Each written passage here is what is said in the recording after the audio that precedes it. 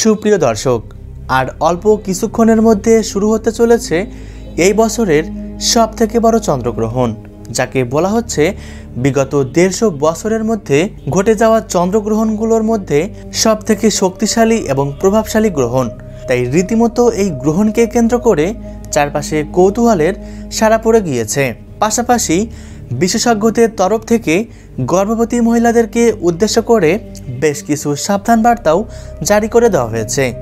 তাই আমি আজকে আপনাদেরকে জানিয়ে দিব এই গ্রহণটির 100% নির্ভুল ও সঠিক সময়সূচি, পাশাপাশি গ্রহণ চলাকালীন গর্ভবতী মহিলারা ঠিক কী কী সাবধানতা অবলম্বন করবেন, বিস্তারিত সকল কিছুই জানিয়ে দিব আজকের এই ভিডিওটির মাধ্যমে। তাই অবশ্যই পুরো ভিডিওটির সাথেই থাকবেন। আর আপনি কোন জায়গা থেকে এই ভিডিওটি দেখছেন সেটা কমেন্ট করতে ভুলবেন না। আর এমনই সব সঠিক তথ্য সবার প্রথমে পেতে অবশ্যই চ্যানেলটিকে সাবস্ক্রাইব করে পাশে থাকবেন।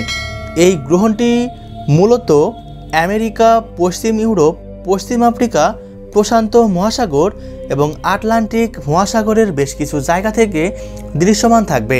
তাই ভারত এবং বাংলাদেশে দেখা যাবার কোনো সম্ভাবনা থাকবে না।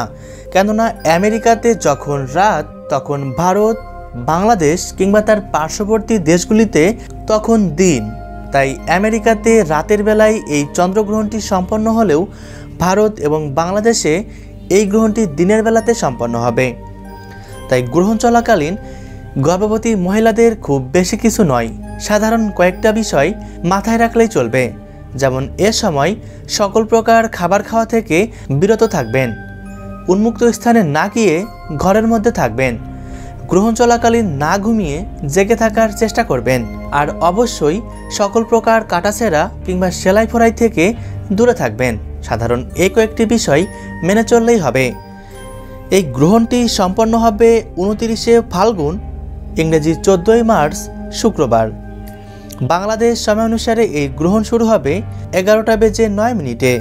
গ্রহণটি মধ্য অবস্থায় পৌঁছাবে 12টা বেজে 59 মিনিটে, আর গ্রহণটি শেষ হবে 2টা বেজে 48 মিনিটে।